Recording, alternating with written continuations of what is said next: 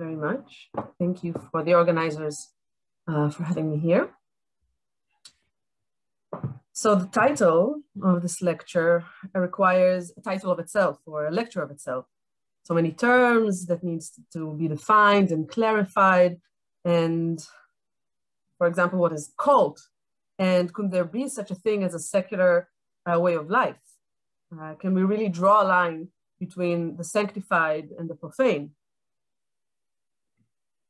For Latour, a rigid boundary simply cannot be drawn around religion, except within a very specific secular, modern imaginary. All aspects in life in a non-modern society are interconnected and intertwined. And one doesn't need to find the temple in order to trace an ancient community's ritual.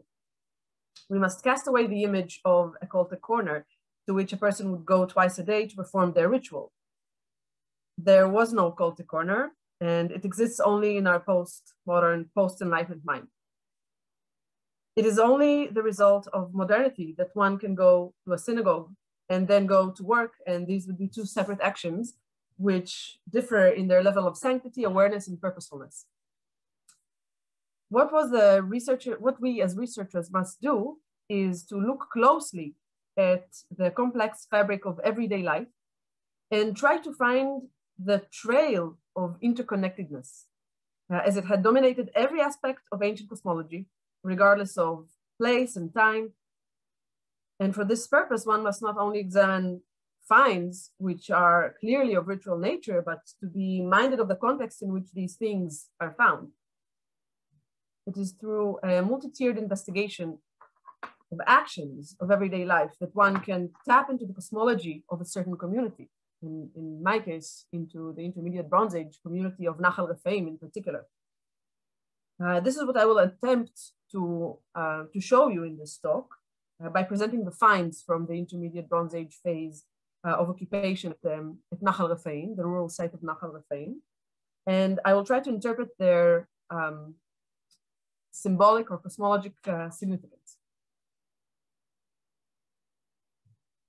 The site is located in the Jerusalem Highlands, approximately 8 kilometers southwest of the old city of Jerusalem, on the northern bank of the Rephaim stream.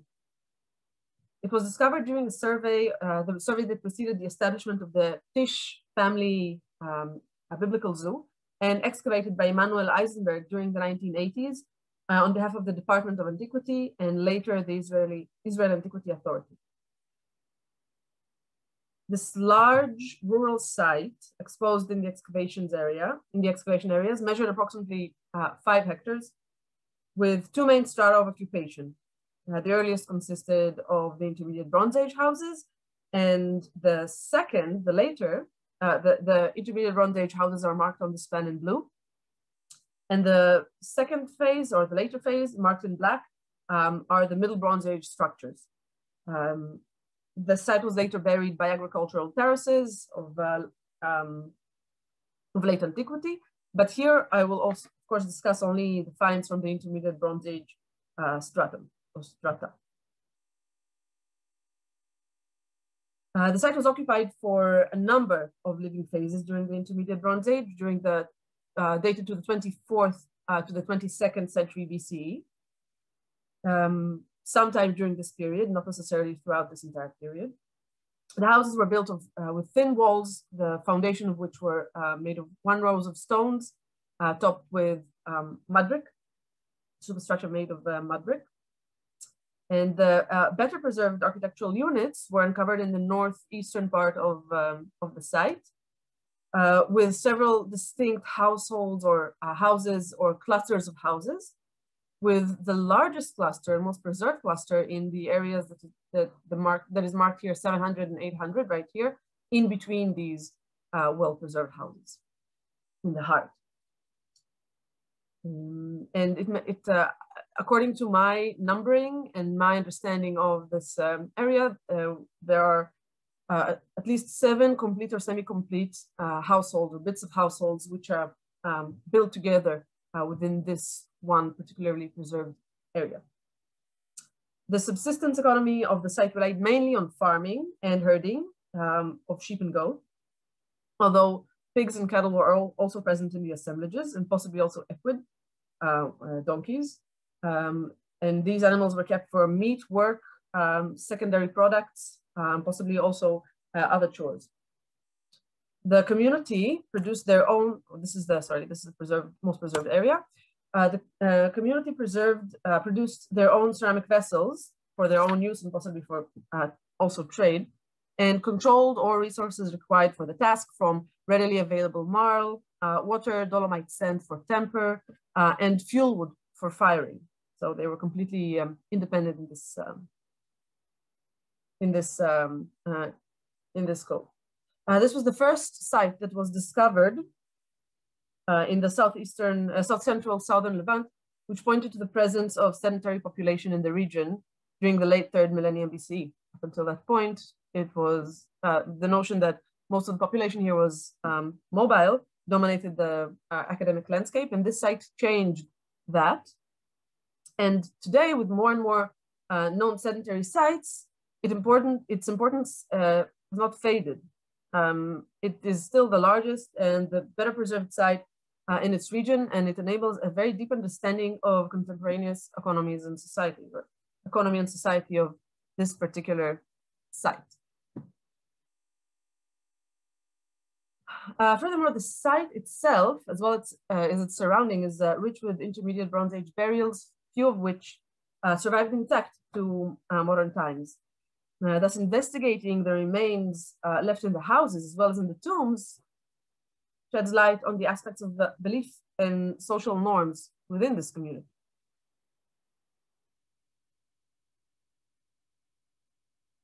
As the site of Nahal Rephaṃim preserved many aspects of everyday life, I can present a variety of finds, each of which received their own session in this conference. I will start with finds which are typically or obviously Cultic, and move on to finds which would have been traditionally categorized as profane. I will present installations of standing stones, zoomorphic figurines, and burial practices, all while considering their architectural and spatial relation. I will also focus on social aspects of the ancient society and ritual activity, social ritual activity. Furthermore, social practice, interpreted with the help of social theory, will also contribute to the discussion of the unseen world of belief of the Nahal Rephaṃim community. So starting with standing stones and the significance of the standing stone and the relationship between the stone and man was very well outlined in the previous lecture by Uzi Avner. And their longevity in the unseen cosmology of the people, well, apparently not only in the arid regions, but also in the Judean Highlands, goes very long back, very common from the Neolithic period, but also earlier. And this the symbolism and function of standing stones must not be perceived as one and the same throughout space and time. But it is always a marked object. It is always something that is rising high, tall, pronounced, different from its environment. And the relationship between human and stone, stone, which is the foundation of Earth, reflects the interconnectedness of everything to everything else, which dominated the non-modern cosmologies, regardless of place and time. What can we say something about the relationship between the communities of the intermediate Bronze Age community of Nahal Rephaṃim and their standing stones? So looking through where can we find these standing stones? 3 households contain standing stones installations: Area 100, Area 1000, and Area 1100. Oddly enough, the largest and most preserved area right in the middle, Area 700 right here, did not yield any standing stones whatsoever. So starting with Area 1000, a row of 5 flat standing stones were placed in the northwesternmost small room. And 2 of them were actually listening to Uzi Avner's lecture, I wasn't going to mention it, but now I will. 3 stones were standing upright and 2 stones were on their wide side. So if we take the suggestion presented by Uzi Avner, then we have 3 male deities and 2 female deities. In any case, it is different from the following standing stones, which I'm about to present, and this is what is important here, the variety. In this context, a jar, a milling stone, and a mortar were also found in the same small space. Moving on to the next area, area 100, this one is a good one. The standing stone was placed in a small side room, right here, the small side room, of course with restricted access, similarly to the way that all houses kept their long-term storage, their large storage jars, which were kept in small side rooms with limited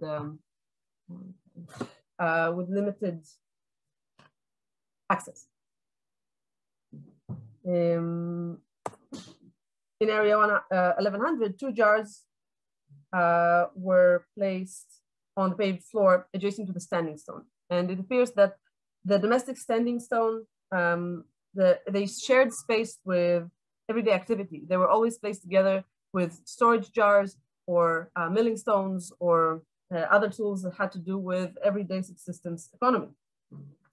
And they were always in these tucked away chambers with restricted access, maybe possibly indicating that they, much as like the storage jars, are personal property. Moving on to the zoomorphic figurines, they represent one of the only forms of figurative art objects that we can find during the Intermediate Bronze Age, if we exclude the rock art of the Negev and the Golan.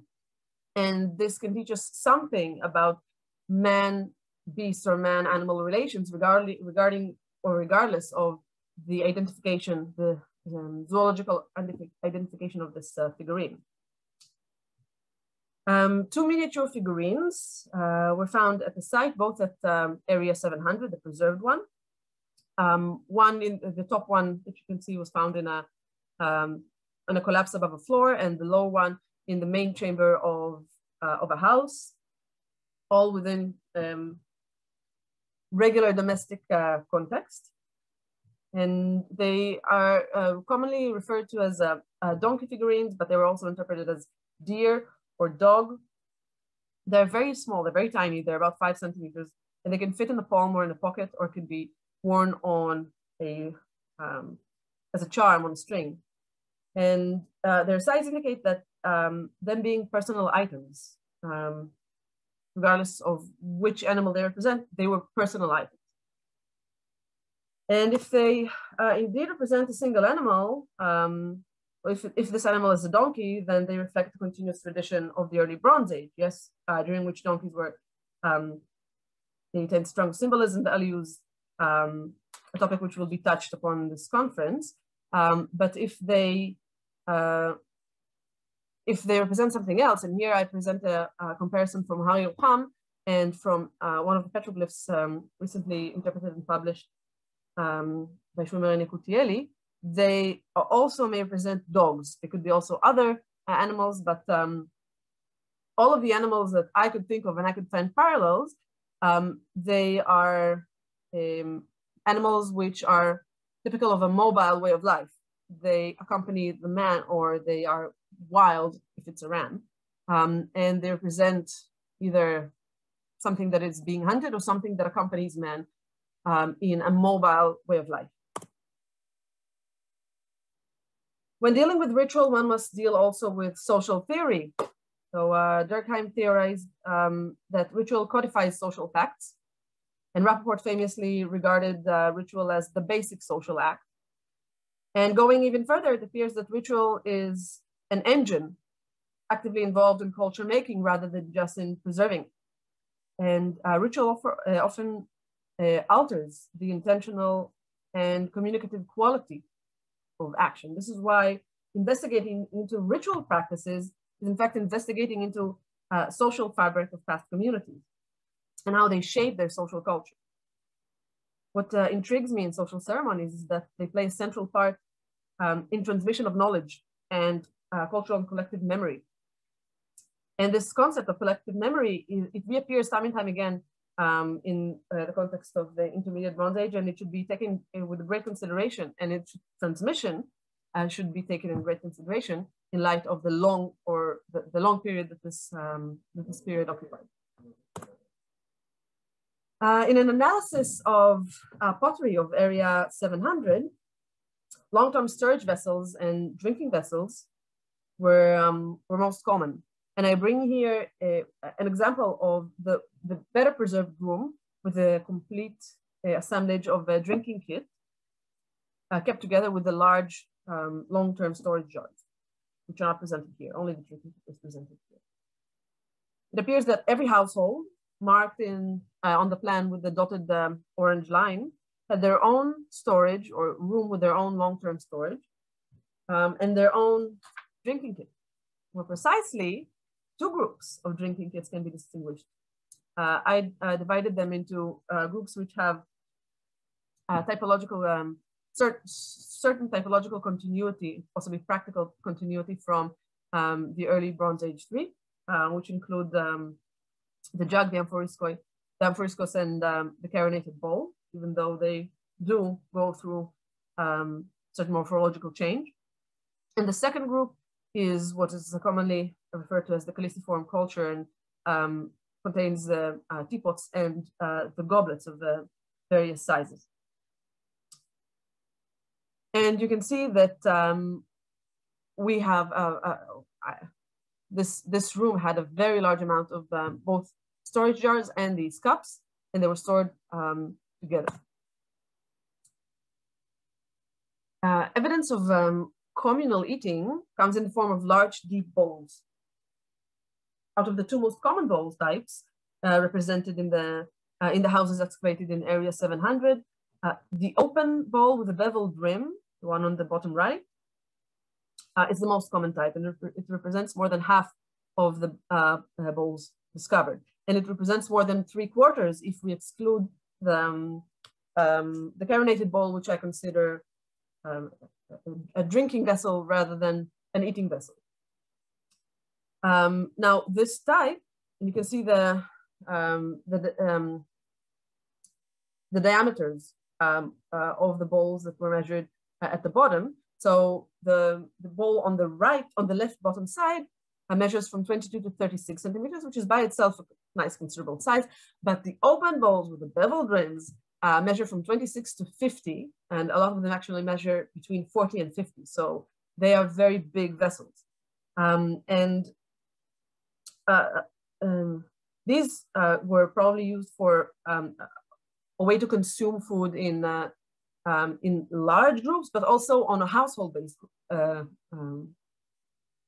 activity. Since in every household we found representations of these large, these large bowls. Now I also, they are considered in some ceramic reports as platters, which on one hand is a little bit misleading because it kind of, it is reminiscent, or it's connected in some way through its name to the platters of the EB3, but they're much larger. They have to do with conspicuous consumption and feasting, and these are in fact deeper bowls for domestic consumption. They are for communal consumption, but it's slightly different. However, communal eating continues into this period, as we can see from here.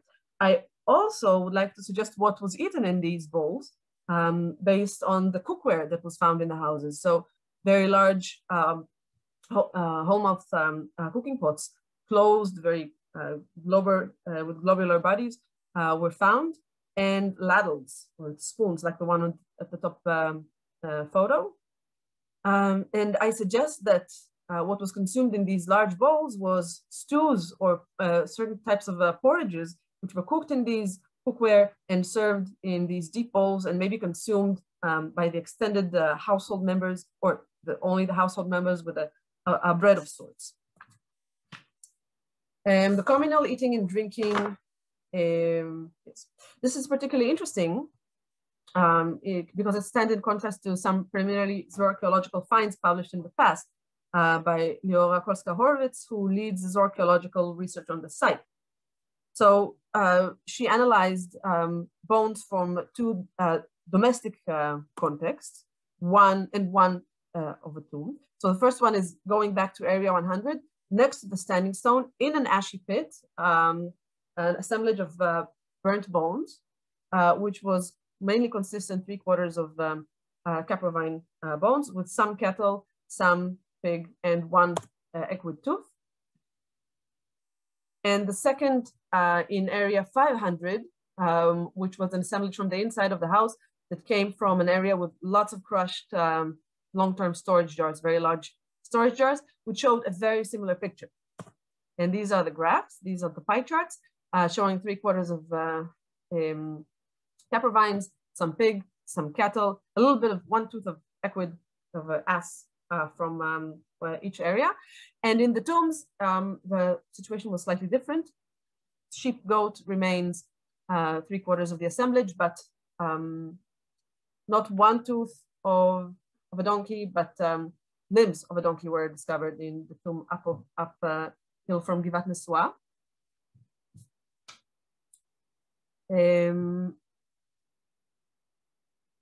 Yes.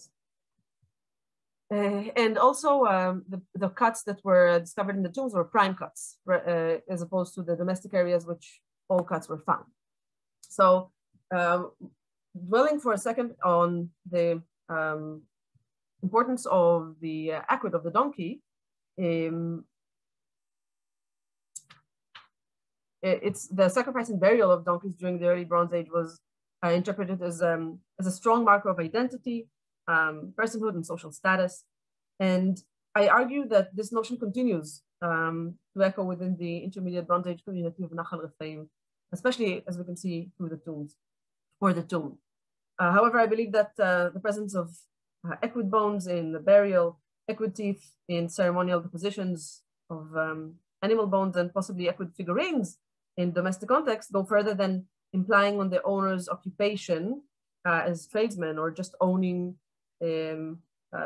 donkeys. They have more of, these items have more of an apotropaic character than economic boasting. And it was also suggested by Nir Milevsky, who will speak here later today, that the ass may have represented a family or a guild totem, which could be the case also in Nahal Rephaʻim. I will just mention that the figurines, the IB figurines are very different from the donkey figurines of the early Bronze Age.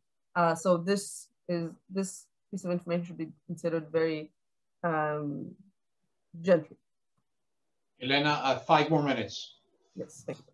So although most shaft tombs cut and used during the intermediate Bronze Age were either reused during the subsequent Middle Bronze Age or looted in antiquity or modernity, some remained intact. And they include 3 tombs in Nahal Rephaʻim itself, cave 900 excavated by Amit Wexler Dolach a little bit to the west, Givat Nesua uphill from Nahal Rephaʻim, the excavations at Gilo conducted by Irena Zilberbrud and Ron Berry, and Man Chatzper, which was excavated by Zahavi and is now being published by Shua Kisilevich. The tomb include the bead type, containing only beads, the warrior type with the copper daggers, composite type, both metal and ceramic finds. Up to this point, it's something very typical. All of them continue, if they contained animal bones, it was sheep or goat, and with one exception of having equid limbs. What is common to these tombs, especially the ones located upslope, is that the site is visible from them, attesting to the connectedness of the community of the dead to the living, or to the living village, watching over it, giving it their blessing, and possibly their right to the land. The vessels from the mortuary context, that's interesting. There are many closed vessels of small, medium size, storage jars, amphoras, koi, and jugs. They can be carried manually into the tomb. They're very few, they're not lavish, and it appears that no based on the vessels, no communal drinking or eating was conducted during the burial outside of the tomb or inside of the tomb. And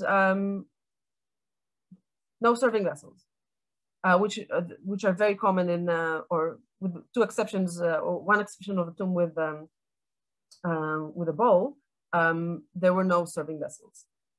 So most importantly, the burial was primary. There was no reopening of the tomb. Nobody could be buried in the tomb or have any claim to the tomb or create any type of claim for lineage for the tomb.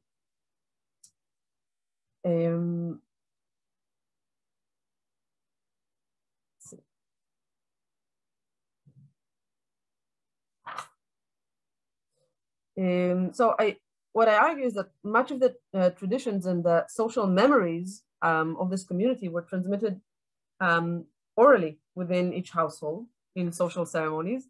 And they concerned the communal eating and drinking, but only within the household, not in the tombs.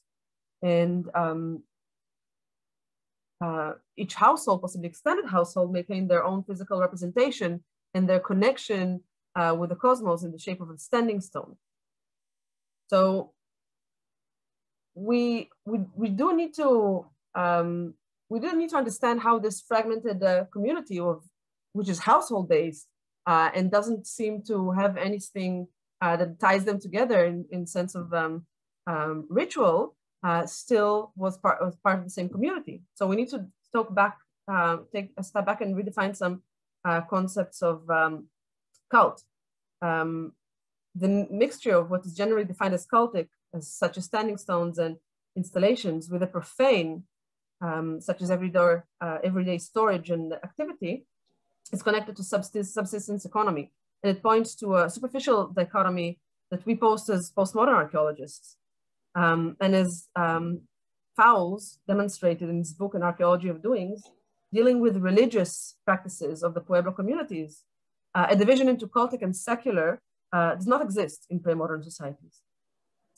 In this way, building, dams, and communal ceremonies are both actions directly aimed at prosperity of agricultural crops and are equally effective and rational. And they are full of awareness and higher meaning. It is only our secular eyes differentiating the rational from the irrational, which assigns one to the economic action and the other to cultic. But saying everything is religious is like saying nothing is. So how do we gain access to the unseen world of belief of this past society?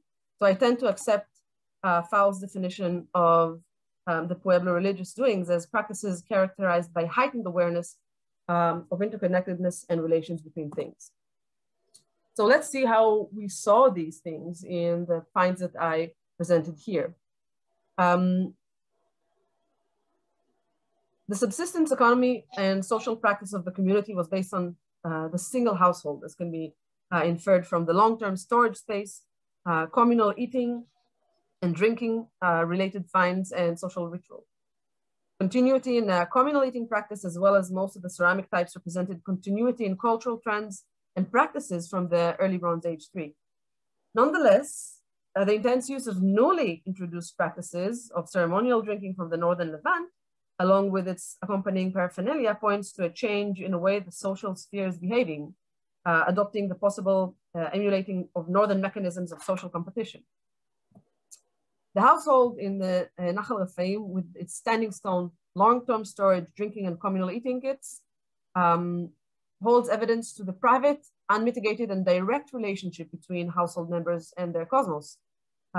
Additionally, the doings that they have to do with agricultural produce are filled with cosmological awareness and point to the fact that economic and so-called profane activities were in fact part of a religious practice of this rural society.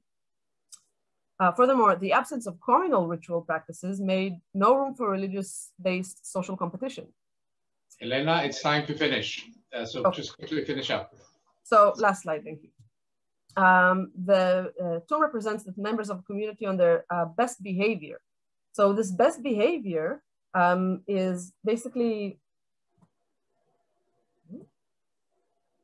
presents a resistance to seriation of class and both perpetuating and generating by economic and social household-based frames and rituals, and the individual modest primary burials. Thank you very much.